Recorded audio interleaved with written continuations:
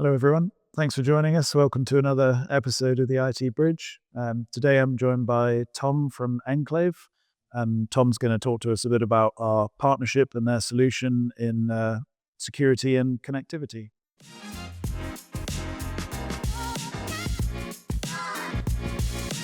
Hi, Tom. How you doing? I'm very well, thank you, Doug. Wonderful to be here on this sunny day in Edinburgh. Yep, nice to have you. So, for anyone who might not be familiar, can you just briefly explain what Enclave is and how it works? Absolutely. So Enclave is a modern alternative to VPNs.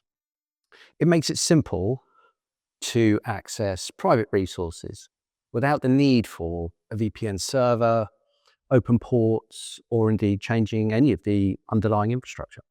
Great. Sounds like a useful tool. It is indeed. So, are there any common security challenges that you think Enclave helps resolve for organizations? Yeah, it's a great question. Thanks, Doug. So often we're talking with SMB and mid-market customers of all shapes and sizes, but they share the same challenges, and that is overly broad network access, troublesome VPN setup, and that's led to higher risk of access across the network. Yeah, absolutely. I think we see the same challenges with the same sorts of organizations. Overly broad access to the network and not restricted or controlled enough. The good thing about that is Enclave can help address those challenges, predominantly around having strict policy control and using segmentation or micro-segmentation to ensure that there isn't that spread across the network once they've gained access. Okay, excellent. So you mentioned a little bit about traditional VPNs. For anyone who might not be aware, how does Enclave differ from a traditional VPN? Thanks, Doug. So Enclave is a SaaS solution, and it's agent-based. It creates a private mesh between systems or computers. We refer to them as systems, and they're all enforced by strict policy control. By default, everything within that mesh is dark to the public internet and operating behind closed firewalls. So a distinct contrast between the architecture of a traditional VPN. If I think about traditional VPNs, what we have there is a concentrator on the edge of a network, which potentially causes bottlenecks for multiple users trying to access through that concentrator. And once someone comes through or a user comes through that concentrator, they're a trusted user. Yep. And that's where that lateral movement risk really comes into play. Yeah, so I think what you're describing is how VPNs very much open up the whole network, or once you're into the network, that's it. You're trusted and you can access everything on that network. But I think what you're describing is that Enclave is a lot more controlled and restricted than that. And as you say, policy based, so it only gives access to what you've allowed access to, which prevents that lateral movement you described. Yeah, absolutely. And that's key to being able to talk about zero trust principles. Absolutely got to know and control who has access to what and when. Yeah, definitely. Enclave enables that by simply having identity-based policies and tags within the portal, so that partners like McGregor can absolutely control and understand their customers to who needs access and when and why. Yeah, great. So Doug, what was it about Enclave that encouraged Grant McGregor to work with us? That's a good question.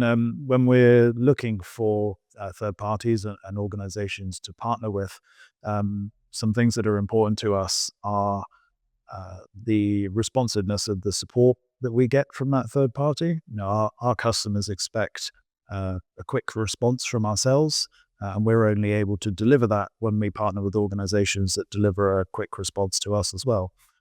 So the ability to talk to somebody technical and get the answers that we need is critical for us and then for our customers. And Enclave are part of the network group. We work with a lot of organizations that are part of the network group. That allows us to ensure those organizations are used by many MSPs and that they're providing a service that works for other MSPs that should also work for ourselves. How do our teams work together to deliver these scalable and secure solutions? Yeah, that's a really nice question. And I think, in a word, the answer is transparently. And it has to be. We have at Enclave, we have a support setup that is orientated around Slack. That is our primary support tool. Every partner has a private Slack channel, and indeed there is a community Slack channel too. The reason why I mention that is it's a really nice medium for us. At Enclave, we do not have a ticketing system for our support. What we do have are humans at the end of Slack who will absolutely respond promptly and as quickly as they can to prioritize this. And that creates a really nice conversational support process, making sure we understand it and deliver concise answers to the teams. And I think that helps draw out what the challenges are, what the priorities need to be, and really helps us focus in on what needs to be done to help yourselves and partners. Yeah, and we find that firsthand when dealing with Enclave that we do get that level of support, and it does go hand in hand with what we prioritize to our customers, which is our people-centric model, where it's support first, and all of our customers get the same level of support and responsiveness. So yeah, that's great to have from you guys as well. Yeah, I guess ultimately it's a shared commitment, isn't it? To making sure that we've asked the right questions, understand the problems, and get a resolution if it's from us or a compatibility challenge. But yeah, just making sure that we understand we've both got a responsibility here to serve the customer at the end of the day. Yeah, absolutely. So, Doug, can you share a story where Enclave has made a significant difference to one of your customers? Yep, I'm sure I can. There's probably many, but I'll try and find one. So we have a number of customers. One customer I'm thinking of in particular who they have had on-premise infrastructure. And this story is true for a number of customers. Over the last few years, a lot of organizations have moved to hosting their infrastructure in Azure, particularly things like domain controllers or file servers or any of these sorts of things. And um, historically, there's always been a challenge around connecting to wherever your data is, and in particular now people are working hybrid, remote, at home, all these sorts of things. So they need that connectivity. When it was in the office, it used to be RDS servers or VPNs or any of these sorts of things. Now it's in Azure. It has its own VPNs. It has Azure Virtual Desktop. But we find with Enclave, it gives the users a more seamless experience. So users that are working at home with Enclave in place are able to authenticate against the domain controller, even though it's in Azure. And then they log in and they get their map drives, so they can access their file server. And to them, it's very familiar because it feels like, well, this is what I used to have when I was sat in the office and my server was right next to me. Now they're at home, the server's in Azure, they have the same experience. So, that covers a great deal of our Enclave experience. And that's one of the great things about it is, replicating what people are used to rather than putting in, ways of access that work and are good, but maybe are not what the users are used to and is a bit of a barrier for them. That's really interesting. Yeah, I guess a lot of users are still familiar with that click to connect Yeah. scenario. Some folks might be out there always wondering, well, is that kind of monitoring my productivity or things like that? Yeah. Thank you. That's really good. So moving on from there, have there been any unexpected ways in which organizations have benefited from using Enclave? Yeah, absolutely. There's one particular example I can think of. We primarily put Enclave in for what I was talking about, access to servers, domain controllers, applications, all these sorts of things.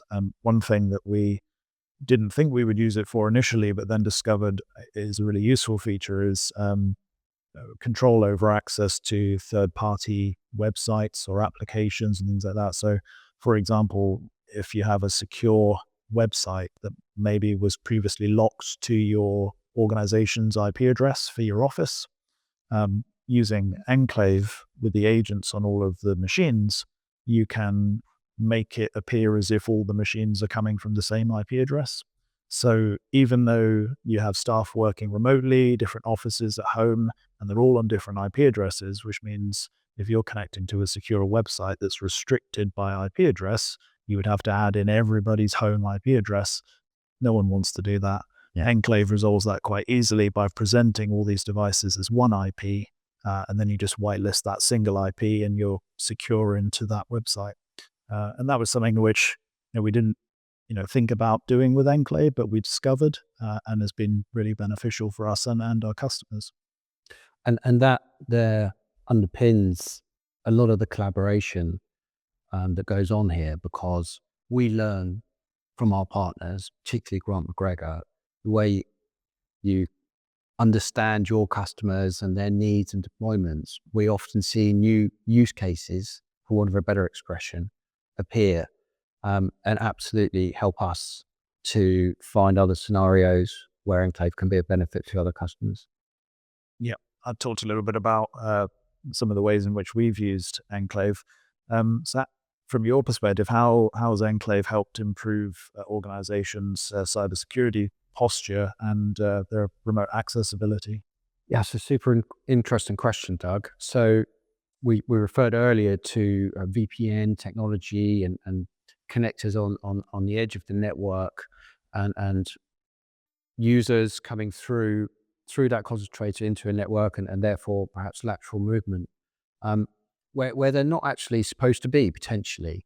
And I think this is a fundamental difference between that type of remote access, often referred to as castle and moat, or that kind of architecture, and the architecture that Enclave uses. As I alluded to earlier, it is a secure mesh where we cover all of the systems or computers within this secure mesh. And what we're doing there is applying zero trust principles. And just to explain that very briefly, effectively what we're doing is we're saying never trust and always verify. So, it's the reverse, if you will, of traditional VPN connectivity. And that means that through the control panel and the policies that you manage, you know exactly who can connect to what and to when. And that principle is absolutely key to being able to improve a customer's security posture. There's no ambiguity about who has access to what and when. Yeah, that's a great way of putting it. Yeah, zero trust principle is key to security, and at the heart of what Enclave does and what we would recommend for our customers. And I think it's a really important point to raise here for us, because enabling partners to have that control over a customer environment is absolutely fundamental in helping them deliver the very best security solutions for a customer. But it can only be done effectively if the partner is capable, competent to deliver what the customer needs, and for the individuals to access the resources they need. And again, that is one of the reasons why we're so pleased to be working with Grant McGregor. Great, thank you. So, Doug, what feedback have you received from customers who have migrated from legacy technology that we've spoken about to Enclave? Our customers are generally very happy with the move from whatever they were using in the past to Enclave. And there's kind of two ways of looking at this. We've had customers who have given us specific feedback to say, you've made this change for us and it's made a noticeable difference. Everything is more seamless, it's quicker, it's easier to access, and we feel more secure as a result of using this system. The other way of looking at it is no news is good news. So we've gone from having tickets logged about VPNs, tickets logged about RDS servers, to less tickets, because Enclave, as I said, is seamless. And if the users are just able to do their job and get on and work, then they're not they're not logging tickets, they're not having problems. So as I say, no news is good news in that sort of situation. Yeah, it's a really great point there. Often, no news is good news, particularly in this space. Yeah. People will shout if they can't access what they want to get to. Yeah, definitely. Have you seen much by way of the demands of an Enclave deployment evolving from an initial deployment, perhaps as individual use case or initial use case, to then moving towards wider, broader requirements? Yeah, definitely. So we typically put Enclave in with one goal in mind. Maybe that's accessing a file server or something like that.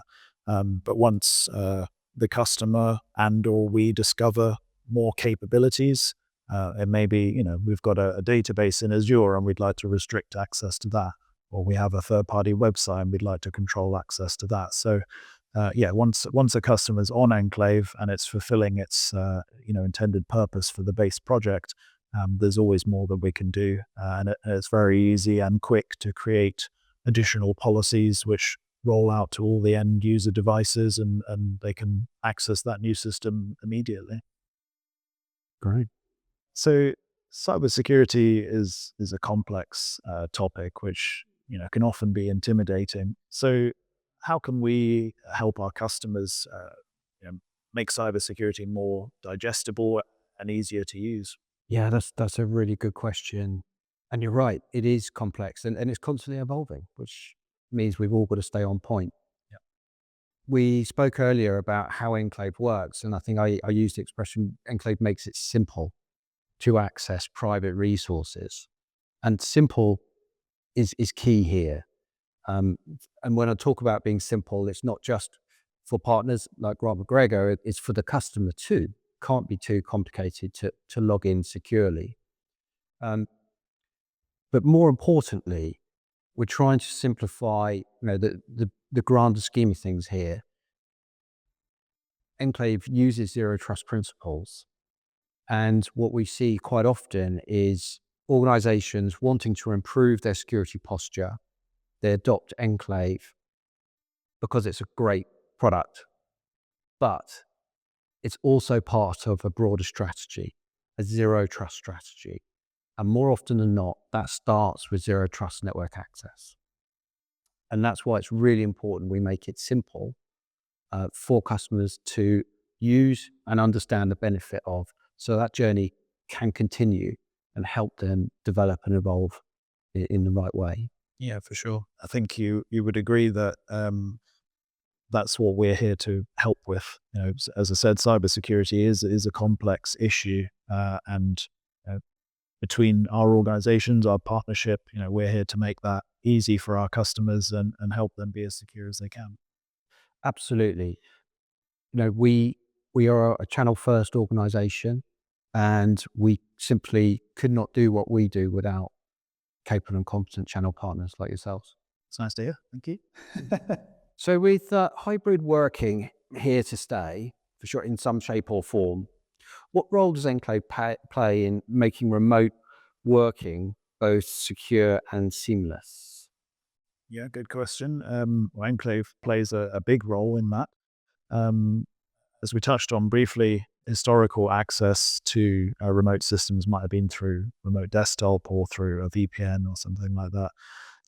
Enclave allows seamless and easy connectivity to either on-premise infrastructure or infrastructure hosted in somewhere like Azure, or as we mentioned, to third-party systems where it might be appropriate.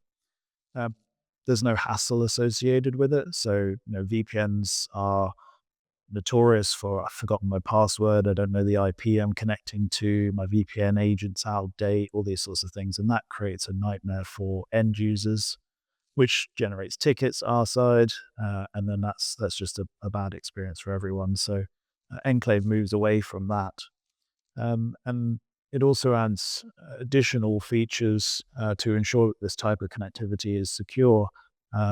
integrating with the likes of your Microsoft 365 ID. So as an example, Enclave may be running on the machine, but it still needs to authenticate with your 365 to say this user is a valid person and is allowed to access whatever it might be in Azure or on your file server, all these sorts of things. So that additional security plus the ease of use just makes it a very solid solution for any remote access to on-prem or Azure. So we've talked quite a bit about the capabilities of Enclave and the principles of zero trust. What sort of industries are you seeing Enclave primarily being adopted in, and growth of those industries?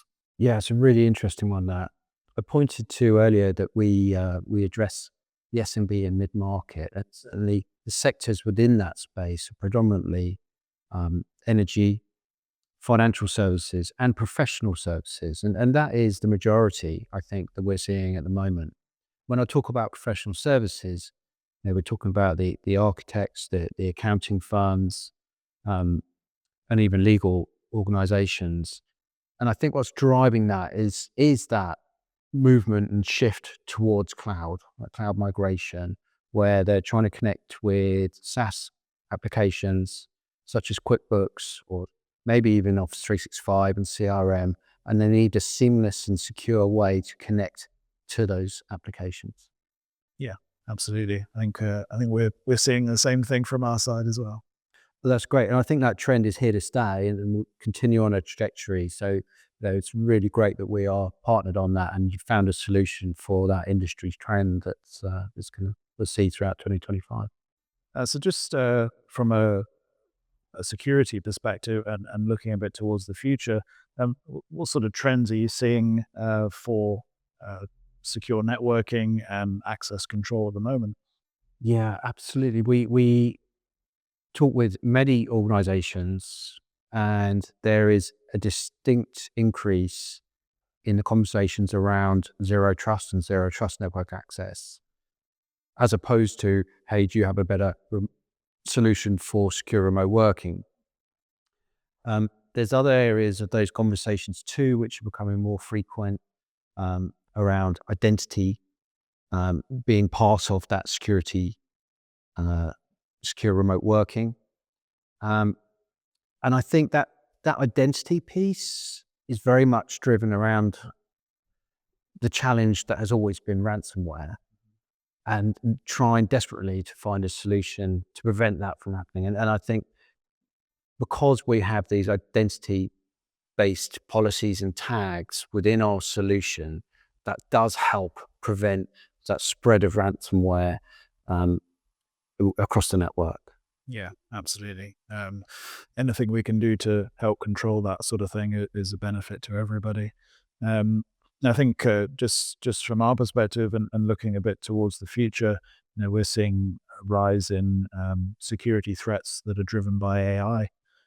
So everyone talks about AI from a positive light, and there are many positives about that in terms of things like Microsoft Copilot and the benefits that can have to organizations. But on the flip side of that, malicious actors are using AI to attack organizations in an ever increasing way, in a more dramatic way. So any security tools that we can put in place, such as the zero trust principles of Enclave, will only help to mitigate these current attacks and potential future attacks. So we've talked a lot about Enclave and its capabilities, and why it's a benefit to businesses. What do you see in terms of the future for security, secure networking, and the future of access control? Yeah, that's a really interesting question. What we see that's forming these conversations with customers and organizations with challenges are underpinned by the trends.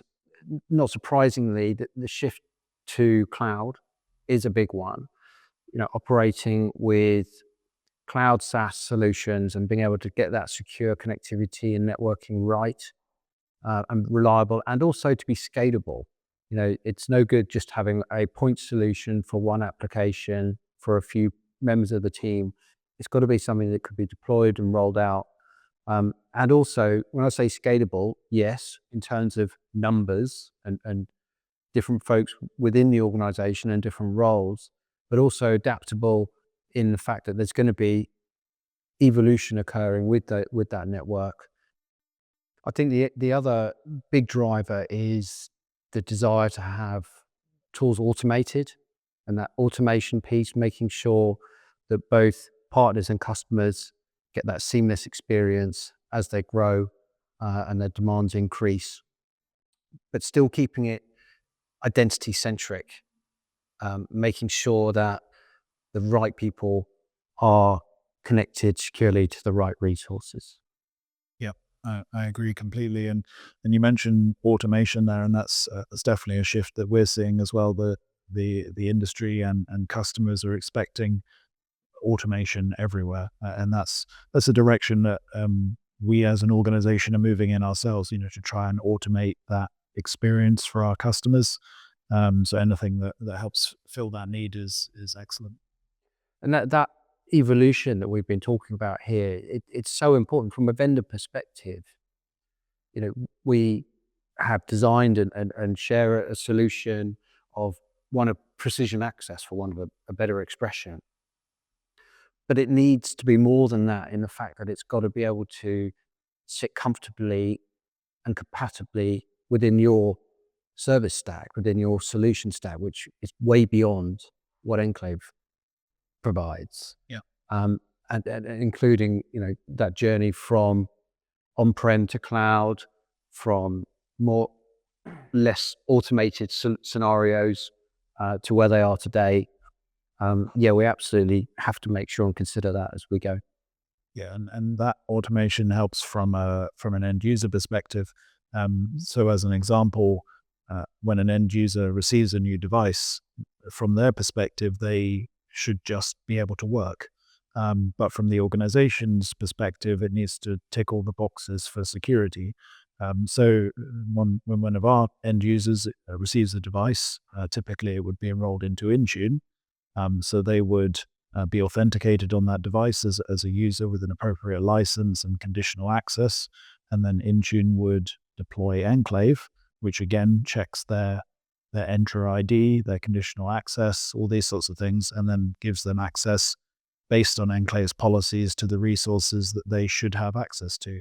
So there's a lot of back-end security there, but from the user's perspective, they log on, they access their file server, job done.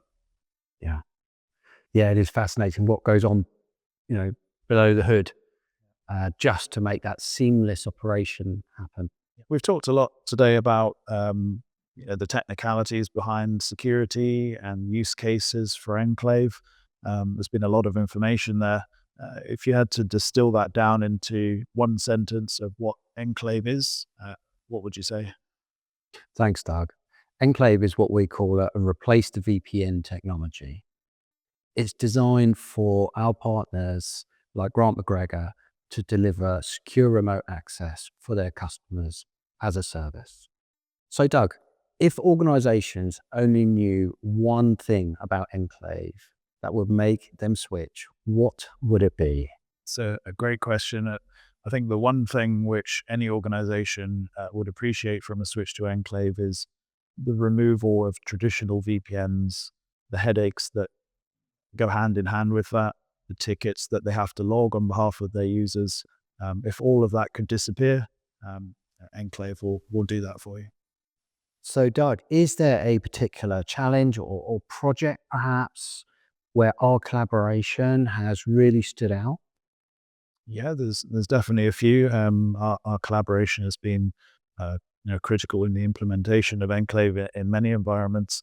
Some particular examples I can think of are customers with very fast internet connections, and we need to ensure that the architecture behind that, Azure, Enclave, all these sorts of things, is able to make full use of that bandwidth.